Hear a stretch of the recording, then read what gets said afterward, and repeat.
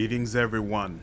Hope all of you are having an absolutely fantastic day. We're back again with more Pathfinder, Wrath of the Righteous. And finally, we are at the last episode. Thank you so much to everyone who has been following this series, watching all the videos. We are at 100 plus of them at this point. I know it's been a very long road, but I have absolutely had a ton of fun with the journey, and I hope all of you have as well. Let's go ahead and get right into it.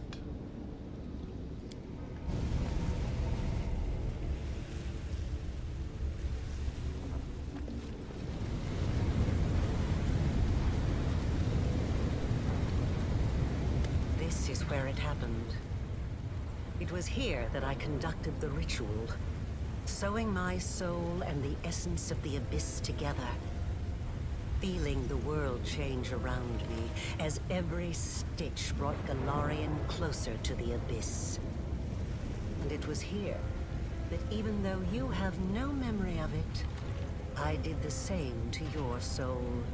A researcher must not have any personal feelings for the subjects of their experiments.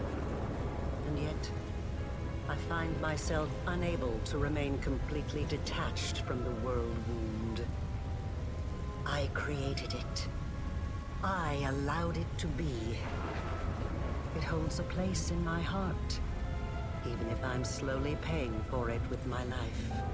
A researcher must be particularly resilient in the face of mistakes, incorrect hypotheses, and failed experiments. You are my failed experiment. I think I'll feel some regret for ending your current life. But you can rest assured that such sentiments will not stop me. Knowledge Arcana check passed. I could tell you've been preparing this place for battle, but there's more to it, am I right? I sense barrier spells waiting to be activated, and there's something else, something deadly. You're so adept at magic. Of course, I've been preparing for our meeting. And hopefully I've prepared well. You've done all of this just to save your child? Yes. And no. Even if I could have brought back my son, I wouldn't have stopped at that. I wouldn't have been satisfied. Not after what I'd gone through. Not after the things I'd learned. I wanted to become stronger. And I wished the same for my child. I didn't want to be afraid of anything. It wasn't the dogs of Threshold, or even Sarkoris itself, that threatened us. It was the laws of a world governed by death, weakness, and separation. That is why I needed the power of the Nehindrian crystals. I did not wish to merely stave off the agony of the wound. I wanted to tear my son from the grasp of everything that makes us weak and mortal. You have seen a goddess. You have been face to face with demon lords. Were you awed by their greatness? Do you enjoy living in a world where your entire life cycle has been predetermined? Where everything, from your birth to what will happen to your soul after you die, has been decided for you? Or do you find, now that you have experienced the mythic power coursing through your blood, that you prefer to live in a world that you can change? A world that offers you a chance to be anything you want? Oh yes, this power is magnificent. I would choose no other fate. How strange. You are a kindred spirit. We are so alike. Perhaps the experiment wasn't such a failure in the end. But no. No. Why did you call me your failed experiment? When I poured what was left of my son's soul into your soul, I was expecting it to bring him back. They say death and the judgment of Pharasma purges the soul of everything it once was in life. But this cannot be true. I have researched this subject meticulously and have collected enough evidence to prove that supernatural beings born from mortal souls can recall their past. Sometimes partially, sometimes fully. I watched you day and night, waiting for it to happen. For your memory to awaken, or your instincts at least. For anything familiar, something I could immediately recognize. I tested you. I asked you questions and... nothing. Nothing. You merged the remnants of your son's soul with mine. So why do you want to harm me? If a hypothesis is proven wrong, it needs to be rejected. But the research process does not stop there. That is all I can tell you right now. You've been carrying the wound in your soul for a long time. Does that mean you will die soon? It will kill me eventually. But I still have some time left. Years, or decades perhaps. But it doesn't matter. One of us will die today. What will happen if one of us steps into the wound? The tearing of the soul, followed by a cruel and terrible death. But it will likely be quick. Areelu responds nonchalantly. I have no more questions. And it's finally time to end all this. Stop. The wound may be killing our souls, but we can find a way to solve this without bloodshed. Asking me to stop is like asking a river not to flow, or a volcano not to erupt. Death is not the end. I have spent 100 years trying to prove it, and I will not stop now. This experiment was unsuccessful, but that just means I need to adjust the initial conditions and try again. I am still alive. I still have time. You, the current you, will have to die, but only to surrender the soul you share with my son.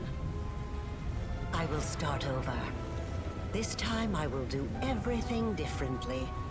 I will work with even greater precision. I will turn the world upside down if I must. I promise. All right. And we'll go with a maximized and powered. That did a very, very nice bit of damage. And actually, we'll go for it again. Why not? Excellent.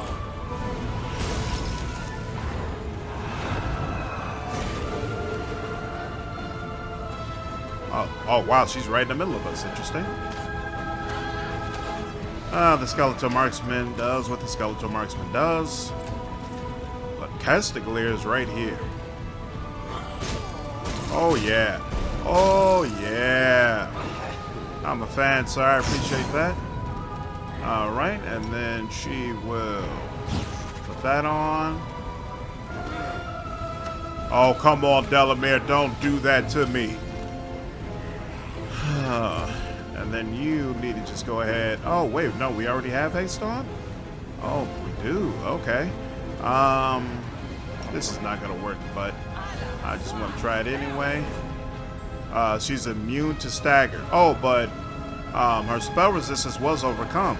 Oh, that's a nice development. All right, Starting Vein. He gets full. Oh, I forgot to. Is this a swift action? It is. There we go. Look at Starting being the one to close it out. I never thought that I would be responsible for the creation of my most powerful enemy. Perception check passed.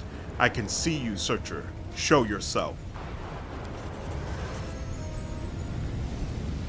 I've been waiting for you to get distracted so I can stab you in the back. Stop. Listen to me.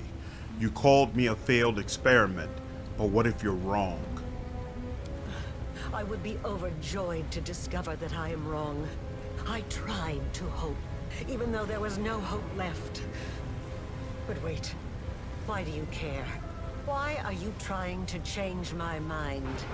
I want to know. I want to follow the truth, no matter where it leads. That thirst for truth and knowledge. That is so familiar.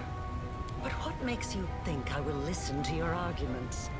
I have gone too far to turn back. I must walk the path I have chosen. I know you are not as mad or as fixated on your goal as you'd like others to believe, or, for that matter, as you'd like to believe. I know that you care for the Searcher. Your ridiculous minion means something to you. You were concerned about him. Says you. Mumbles the Searcher, glancing over at his mistress hesitantly. You think I'm wrong about you? Why? We are not talking about numbers, equations, and magical reactions. This is about the soul, about whether or not you have what I lost. Remember when you sent the Searcher to give me the crossbow loaded with the Midnight Bolt in Kenebris? I knew nothing of your plans, yet I already felt instinctively that the weapon was meant to be mine. Yes, I remember. I wanted to check, to see for certain if it would awaken your instincts. I was so full of hope that day. Areelu runs her hand over her face. You came to me disguised as Yaniel and asked me difficult questions, but I know that I answered them correctly, the way you had hoped. Yes, I was disguised as Yaniel. This was our first conversation face to face. I was desperate. I needed to know who you were, to understand what you were. I wanted to find out if there was anything about you I recognized. In Nocticula's palace, you offered me power, but I was more interested in discovering the truth. You hungered for knowledge. You desired the truth more than anything else. As you are talking, something changes almost imperceptibly in Areelu's gaze and posture. She listens to you more attentively, sometimes with a slight frown, and at other times with an expression that could almost be mistaken for curiosity. When we spoke together in the secret part of your laboratory, you asked me quite a few questions. It was like you were testing me. So, did I pass? Yes. I wanted to see if something would stir within you when you met my son's murderer, and when you encountered the one who betrayed me. But it doesn't matter. I asked questions, you answered them, and I thought I could hear the echoes of the past in your voice. Number 3 seems like something the Lich would definitely go ahead and say. I have reached the heights of my mythic power. I am the living embodiment of your plans and aspirations. You did not merely accept the power that was given to you. You mastered it. You passed every trial. I am so proud of you. It's true. That's enough. I can see now.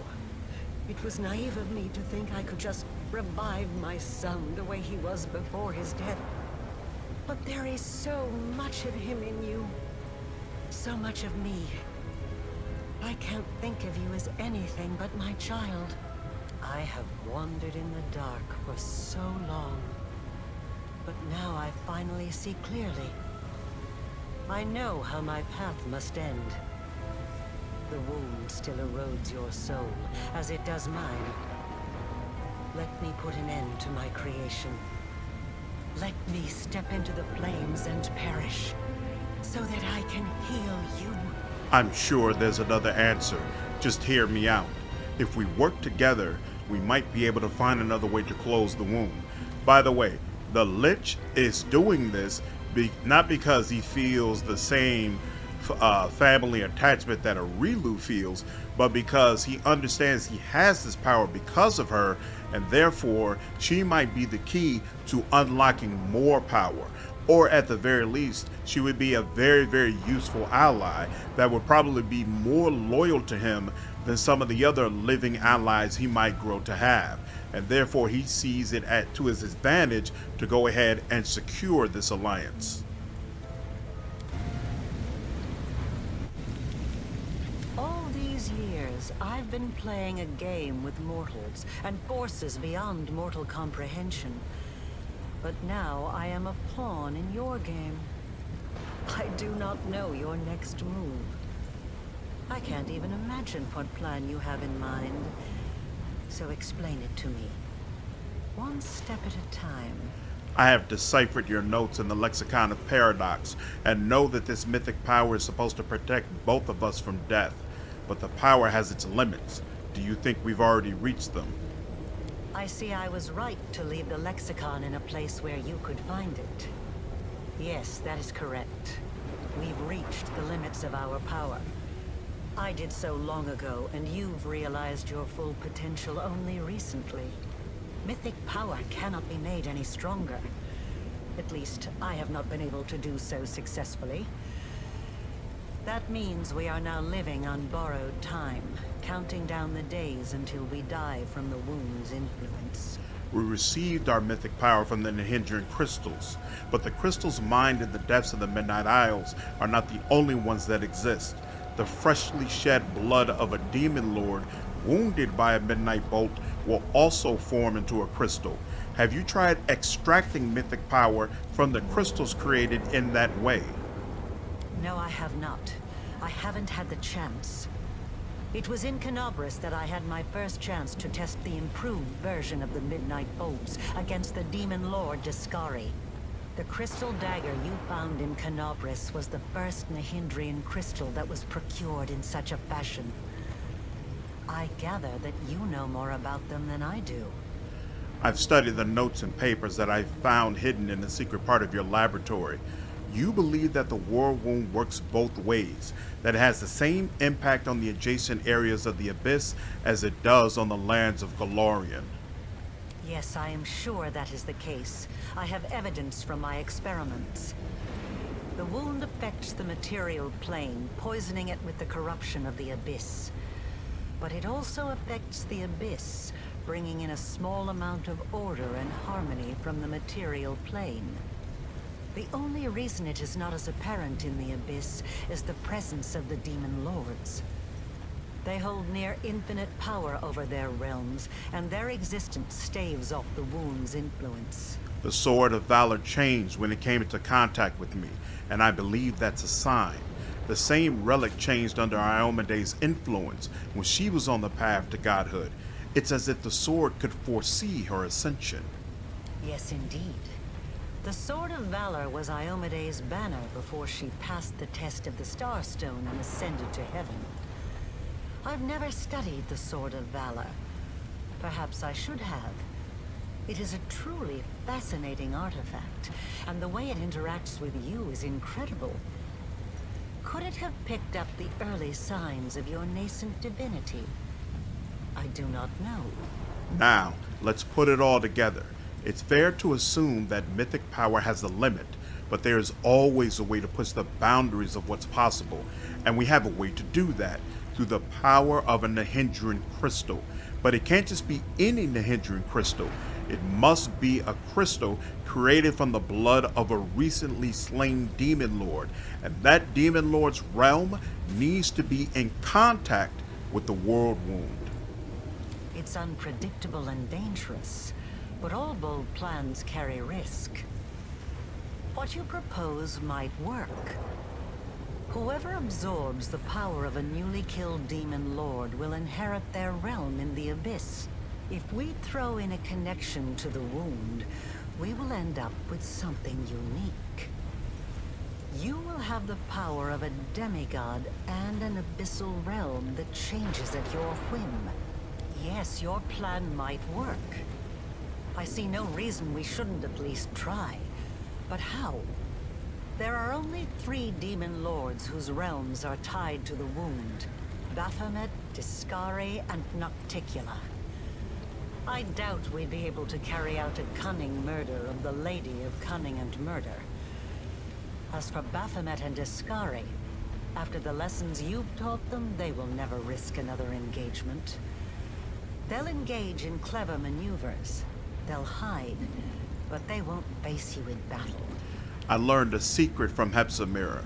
The archpriest of a demon lord can summon their master in a moment of danger, and they are bound to appear. We could lure out Baphomet and Deskari. They are bound to appear? I didn't know that. No wonder demon lords are so careful about choosing archpriests. The echo of Deskari is dead. You were once second to him within the hierarchy. That means you are now the Archpriestess of Deskari. Correct. And the Locust Lord still hasn't deprived me of his favor. He should have done that a long, long time ago. You were second to Hepsamir, but now she is dead. That makes you the new Archpriestess of Baphomet. Yes, it is true. Baphomet outsmarted himself when he granted me power and patronage behind Deskari's back. Both Baphomet and Deskari were killed recently. They returned to life, but now they are in their mortal forms. If we can fight them and kill them again, their realms will no longer be under their power and influence. And I could summon them. No, it's still too much of a risk. The Worldwound is more than a rift. It has a life of its own. To accomplish the plan you have conceived, we would need to channel an immense current of power through it, all the way to the realms of the Demon Lords. It would be 100 times more difficult than simply closing the wound. I've studied the records kept by the stargazers of Polara, and I know that there are certain days when the influence of the wound is at its strongest. It's remarkable that the worshippers of Polara were able to discern this. Yes, you are correct. Such days do exist, but they occur very rarely. Only once or twice a century at most. Today is one such day. I made sure to arrive at Threshold at precisely the right time. I can't run the full calculations right now, but I think you're right. This is the day when the wound is most malleable. We could shape it as easily as a master potter molds soft clay. So what are you waiting for? Summon Baphomet and Deskari. The time has come for mortals to challenge the Lords of the Abyss, and we will surpass them in every way. I have one final question for you. Do you have a new Nahindrian crystal in your possession? Without one, this whole plan is doomed. Unless, of course, you happen to have a midnight bolt. If so, we can procure a crystal right now. I have a Nahindrian crystal that was created recently. Then let us begin. I do love interesting challenges. Deskari, Lord of the Locust Host, Areelu Vorlesh calls to you, as I once called before from within these very walls. I am the first of your servants, and I summon you. Come! Baphomet, Lord of Beasts and Labyrinths, heed the voice of Areelu the Witch. You accepted me into the ranks of your servants, and I summon you now as the first among them. Come! Come! Come! Come! How curious. The gnats have decided to set a trap for me. You have spun out your betrayal like an intricate web, but it will take more than that to bring down the hunger of the abyss. First, my daughter failed me, and now my chosen mortal favorite does the same. Areelu, do you not see that this alliance with your mortal creation will give you nothing? You could have served the greatest of masters, yet you chose to be the puppet of your own creation. Enough, Baphomet! You are wasting your time on words when the time for words has long passed. We shall fight those who have challenged us and obliterate them. Deskari has spoken. Yo, that interaction to me is hilarious every time I see it.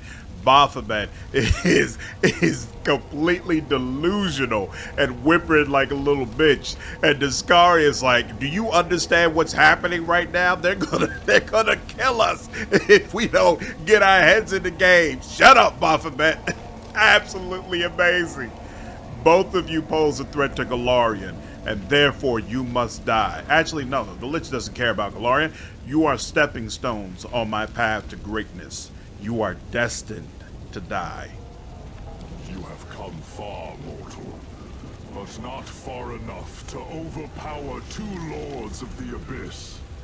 You believe yourselves to be our masters. You think you will be our doom. But you've never been anything more than a source of power. We will drain this source to the last drop. All right, here we go. Hey, Lich goes first. But Lich does not have enough room to actually do anything. Do we need any healing? We do not. Oh, you know what? This is a great time for some teleportation, now that I think about it. Let's, where is teleportation? 4? No, 3, 5. Did I get rid of teleportation? No! I didn't mean to do that. Ah, crap. Right when I could really use it. Oh, well. You know what? No, I'm not satisfied by that. Don't I have the scroll for that? Here we go, I do. Mass. I assume I can use this? I can use this. So we shall. Get as close as we possibly can. We'll come from this side, why not? Uh-oh. But he's... Oh, and they're not gonna... They don't let you use teleportation here. Yeah, this is not gonna work. Yeah. God dog it. Alright, we'll just have to chill. I guess we'll start with Deskari. Except he's coming all the way out around from the other side, but whatever. Oh, wow. Attack me. Interesting. Hey, Delamere. Take a midnight bolt. Alright. And, oh yeah, put on Slayer. And this. And there we go. There's a crystal. Okay. And, yep, we'll start with Deskari.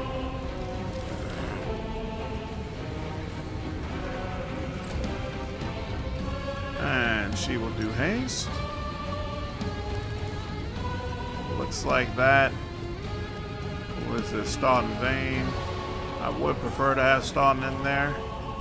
Who's more important? Yeah, I guess we'll do Clear. Alright.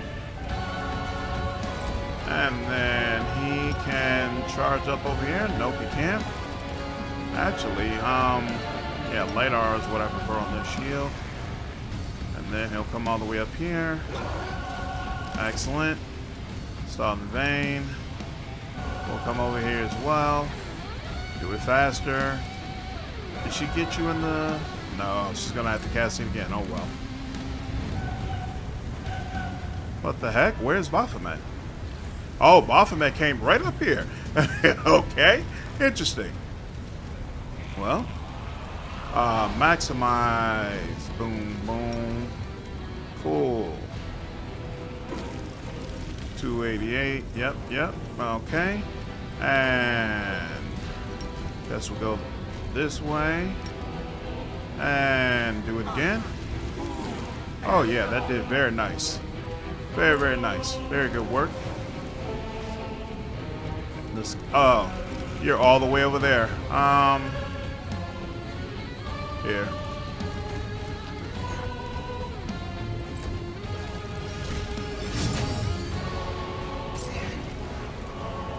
Oh, what happened?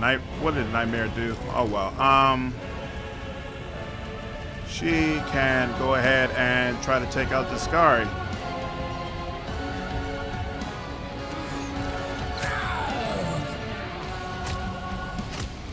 Excellent. Castiglier. You're gonna have to take a hit, but go ahead and get that. Before the patch, at least, you had to loot these crystals during the fight. It wouldn't automatically loot them once you finished it. I don't know if that's been changed though, and I don't want to take a chance. So we're just gonna go ahead and do it here. All right, she's gonna cast haste again to make absolutely sure that she's getting everybody. All right, now Char. We already got a crystal from. I should have had Delamere shoot Baphomet. I didn't even think about that, but we'll go after Deskari. Excellent, excellent, excellent, excellent. Yep. And now Staunton Vein. Oh, you weren't close enough to do a full attack? Dog it. Unholy Blight. Okay, can't do anything with Deskari because we haven't gotten a crystal from him yet, so guess we'll focus on Baphomet. I'm sorry, can't do anything with Baphomet because we haven't gotten a crystal from him. So we'll focus on Deskari. That's one. And we'll go ahead and quicken another empowered one. Alright, he's down for the count. And Areelu does her thing. That's cool. Alright, now we do what we should have done last time. Put this on him. He does that. And then get this crystal up out of Baphomet. And there goes another one. Excellent. Delamere, I cannot take a chance that you are going to kill Baphomet. So you know what? You'll come over and get this crystal. There we go. 6 crystals. And you can go ahead and put Slayer on Baphomet. And there we go. Now, do you get... You don't get 6. And you can't charge him, can you? Nope. So we'll just have to settle for 1. Alright, not bad. Her, you'll just do a little shot. It's fine. Yeah. I never did figure out how to make you a better combatant, but we're not worried about it now. Oh yeah. Let's do it. The temporary deaths of the Abyssal Lords were nothing compared to this final defeat. The last moments of Deskari and Baphomet seem to shake the world around you. A surge of power causes the ground to quake, and the chasm leading to their abyssal realm creaks and groans. It is done. The road to greatness lies ahead. All that remains is for you to use a crystal. I authorized some studies to be conducted on the Nehindrian crystals. The research showed that newly created Nehindrian crystals can interact with one another. If you have 5 of them, you can merge them together into one immensely powerful crystal. What do you think would happen if I used a crystal like that? I can only guess. The regular crystals allowed you to impart some of your power to your followers, those whose souls were closely tied to yours. It is likely that an improved crystal would let you endow your companions with a small amount of the demigod-like power you are about to receive. I've managed to acquire 6 crystals. I will share them with my companions and give the last one to you, Areelu. All of us will venture into eternity together. So like I said before, he sees her as a potentially valuable ally, and even though he's given her this power, the Lich feels very confident that if she turns on him, he will absolutely be able to destroy her. So, no concern whatsoever about this decision. Ascend together? And live without fear of gods or demons, exploring the infinite world. You truly want this. I can't believe it. But I will grant you your wish. With a wave of her hand, Areelu makes a string of Nehindrian crystals levitate before her. Another gesture, and several of them burst into a swirling whirlwind of pure power. Their essence merge into a single vortex that flows toward you, into you, infusing you with power. For just a moment, you feel as though you are something more than what you are. You are no longer a single person. You are the rift between the worlds. You are the order of the material plane and the chaos of the abyss. You are the beginning and the end of a century-long tangle of destinies and great deeds. You are power, but you are more than just power.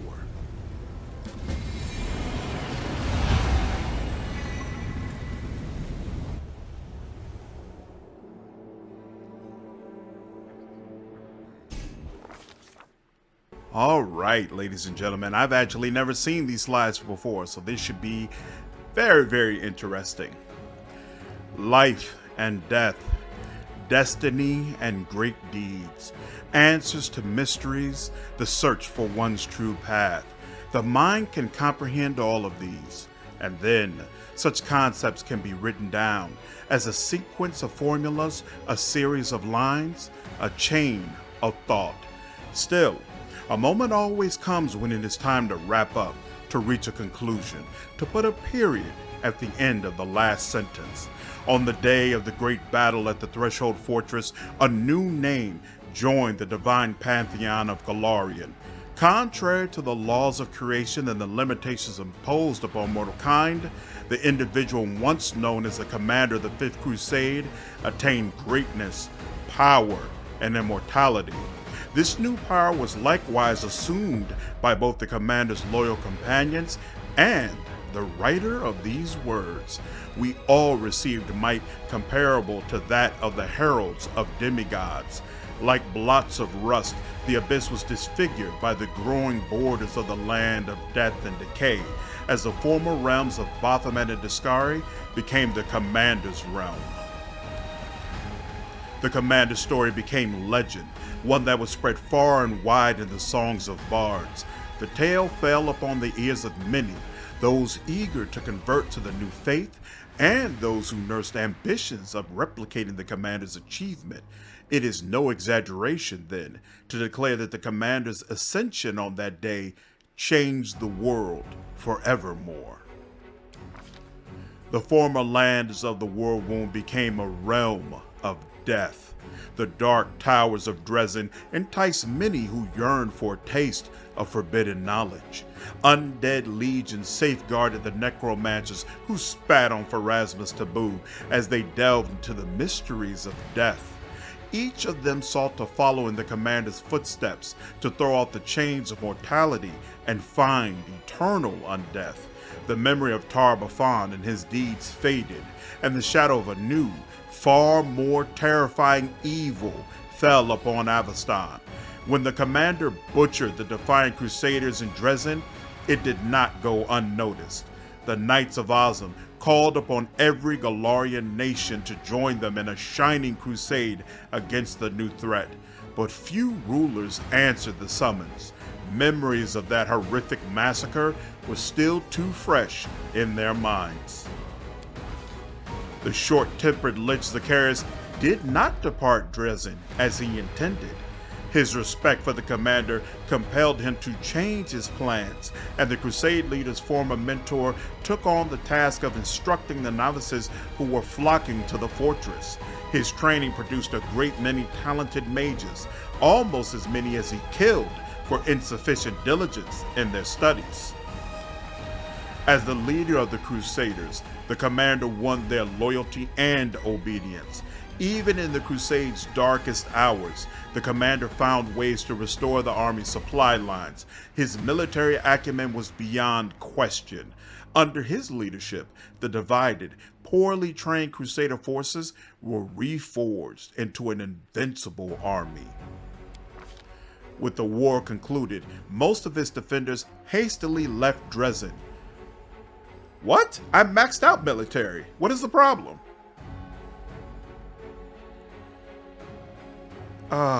That's not true. Okay, whatever.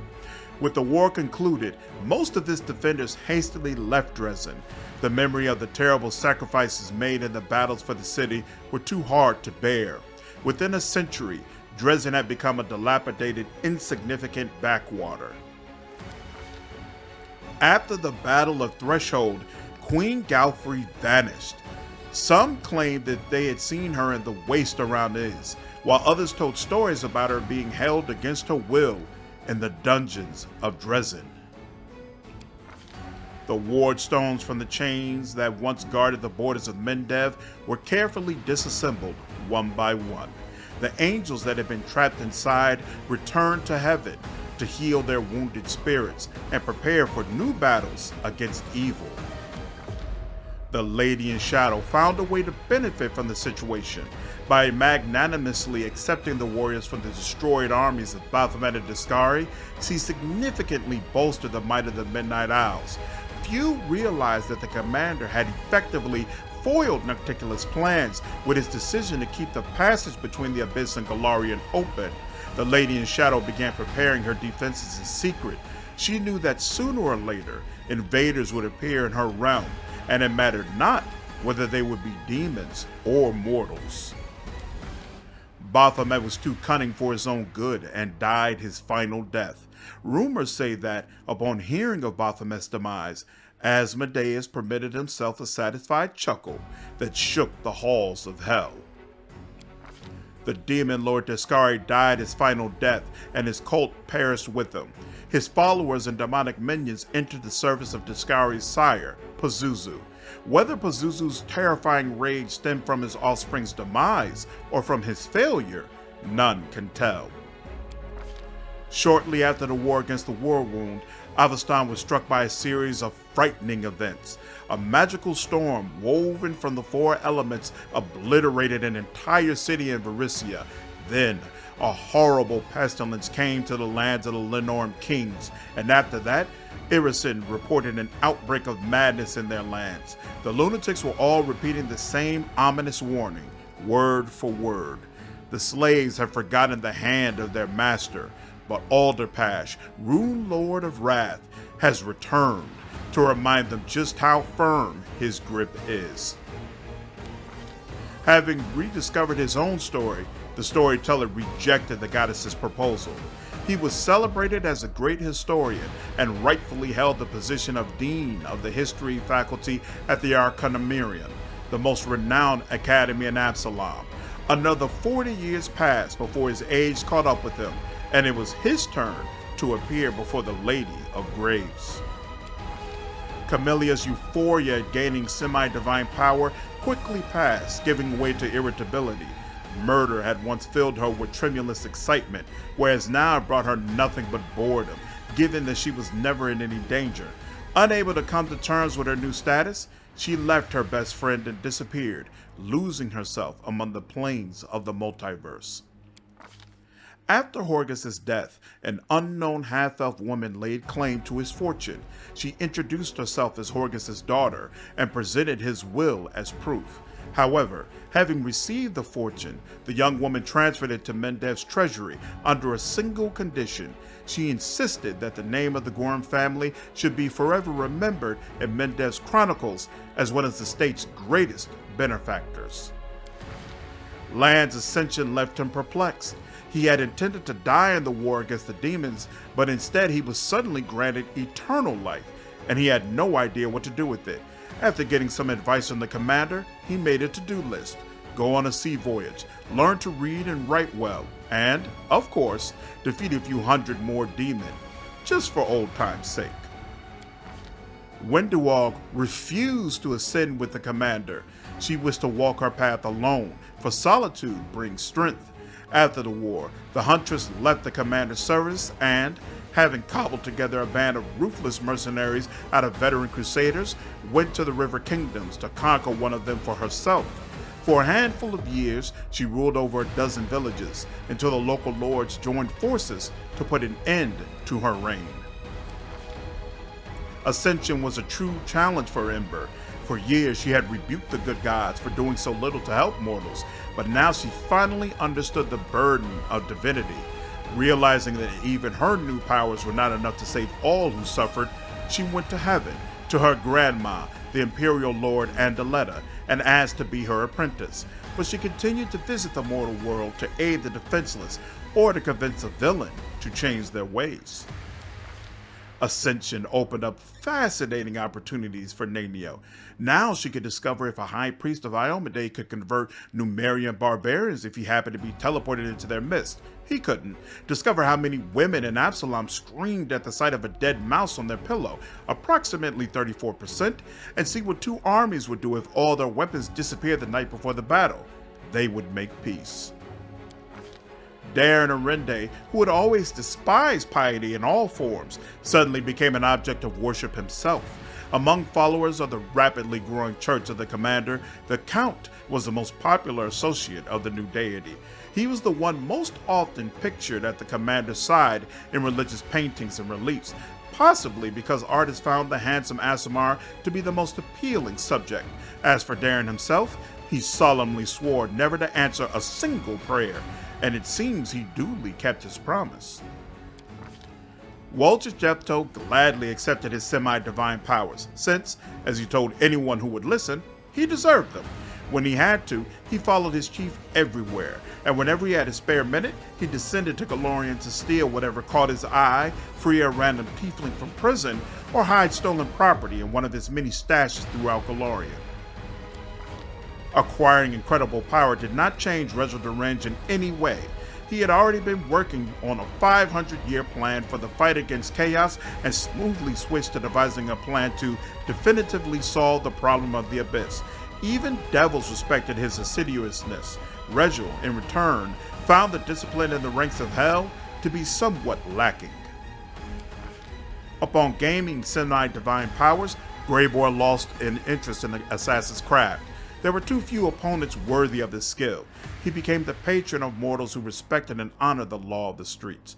The cult known as the Backstreet Wardens formed under his patronage and consisted of thieves, bandits, murderers, and other dregs of society, but they all shared an understanding, a code.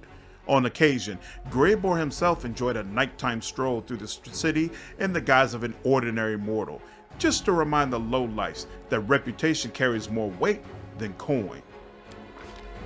For the longest time, the ascended succubus could not bring herself to set foot in Elysium. She felt as though she would defile it with her presence. Arueshalae mustered the courage to appear before Desna only after the goddess sent her a prophetic dream. No one knows what the former demon discussed with the goddess, but after that meeting, Arueshalae would also descend to the material plane, where, as an unseen angel, she would keep watch over mortals, helping those who had gone astray to find redemption.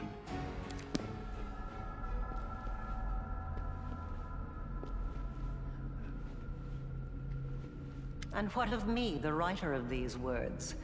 The half-demon witch known as the architect of the Worldwound. I gained more than I could have hoped. I achieved my purpose. I vanquished death. Untold might and all eternity lie ahead. How should I spend that eternity? I have not yet decided. But I know, from experience, I know that every moment is priceless if it is spent with the one who matters most to you. I have recounted the story of my life for you, Pharasma, Lady of Graves. Not only of my life, but of the Commander's also. I believe the tale of such an illustrious figure would pique even a goddess's curiosity. I have come here to say that he and I are no longer in your power. This is the last, most significant result of my transformation experiment. He is no longer within my power. This is true. Divinity has given him the right to decide his own fate. But you entered my boneyard to bring me these tidings. And it is within my power to unmake you, destroy you, and erase you from the cosmos. I wonder, did he anticipate such an outcome? Did he purposefully choose you to be his emissary? And this is why I wanted 6 crystals. So if we just had 5 crystals, this conversation would go the way it usually does. But because we have 6 crystals, we get to be a Lich, a master of the undead, who does a direct intervention with Pharasma. I don't know what happens here, but I'm hoping it's something unique. Intervene. You have no right to decide our fates, Pharasma. I have relayed my message. Farewell, Lady of Graves. We will not meet again. Their combined power has grown immensely, enough to almost rival my own. So be it. Ah, how does she not feel disrespected at this Lich defiling her homeworld? Oh well. Only get so much in one playthrough. And that, ladies and gentlemen, is officially the end. Again, thank you so much for everyone who went down this road with me. This is the first playthrough full playthrough really that I've ever done on the channel. Had a lot of fun, learned a lot. I appreciate all the feedback on what I could do better with the next playthrough, and I hope you all will join me for Mass Effect 2. Hope all of you enjoyed this video. If you did, please leave me a like down below, share this content, and subscribe to the channel if you haven't already. I will see you all in the next video. Take care.